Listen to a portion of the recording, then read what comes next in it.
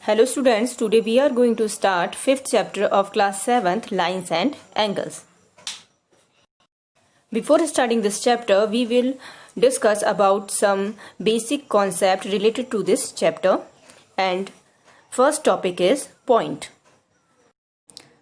So, point determine a location. It is usually denoted by a capital letter and we represent a point by a dot.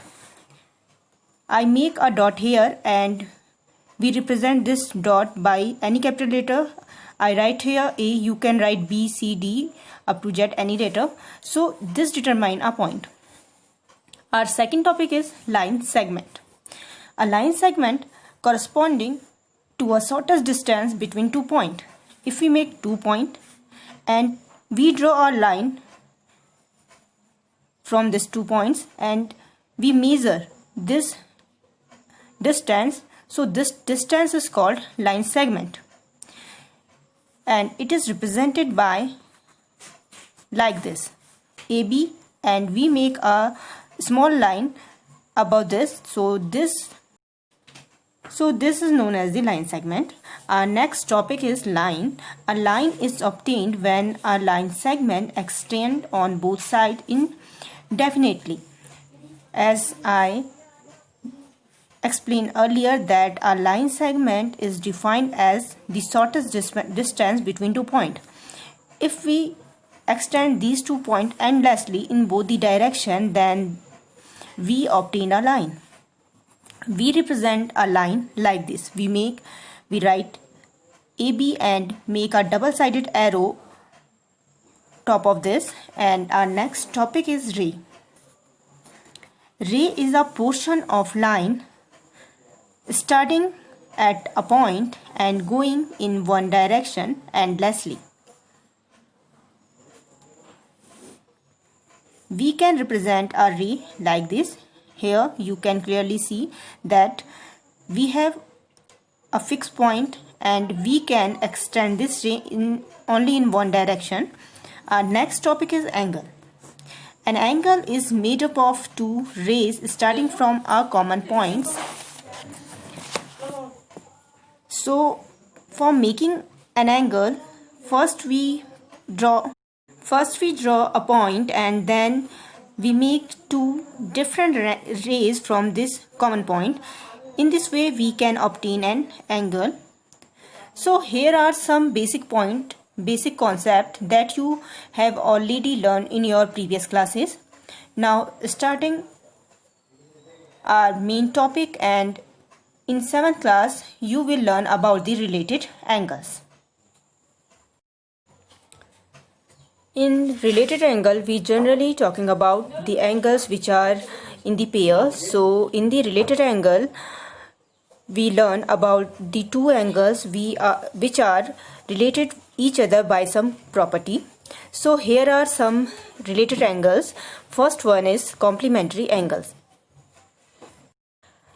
Complementary angles,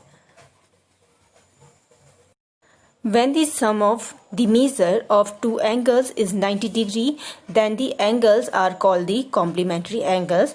As you can clearly see here in the diagram that one angle is 30 degree and another angle is of 60 degree and sum of these two angles is 90 degree. These two angles are known as the complementary angles.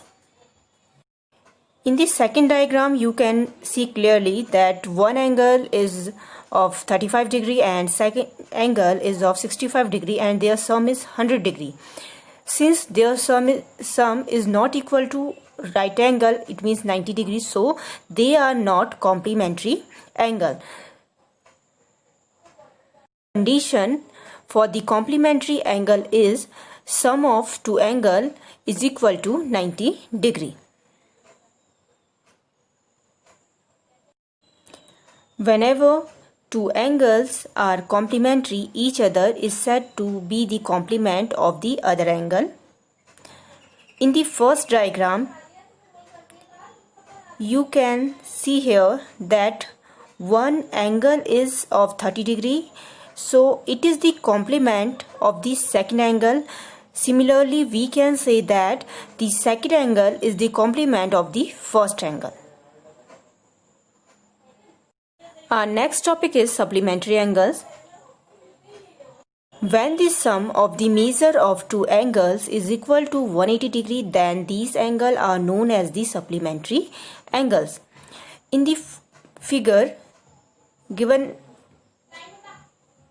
here, you can see that one angle is of 60 degree and second angle is of 120 degree, and sum of their measure is 180 degrees. So these two angles are known as the supplementary angles. When the angles are supplementary, each angle is said to be the supplement of the other. Here 60 degree is the supplement of 120 degree, and we can say that 120 degree is the supplement of 60 degree. Our next related angle is adjacent angle. We can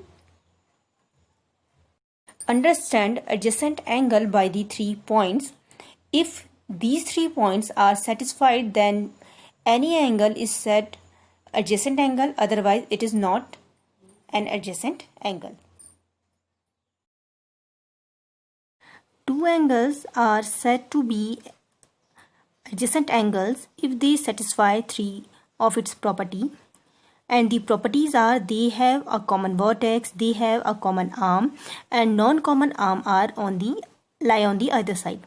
So you can see in the diagram that B is the common point in both the angle 1 and angle 2. See, and BD is the common arm for the angle 1 and the angle 2, and non-common arm, it means AB and BC lie on the other side of the common arm. In this way, angle 2 and angle 1 are adjacent angle.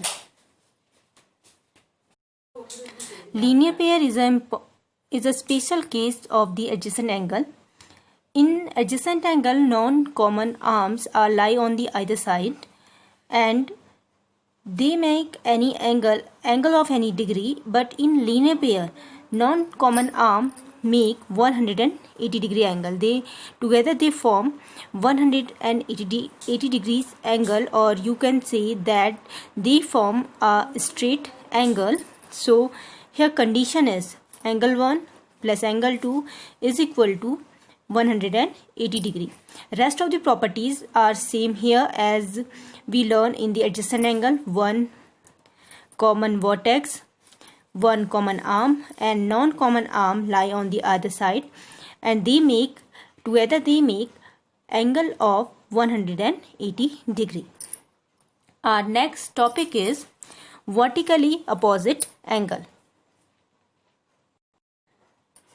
When two lines are cut each other at a given point, then in this point some angles are formed.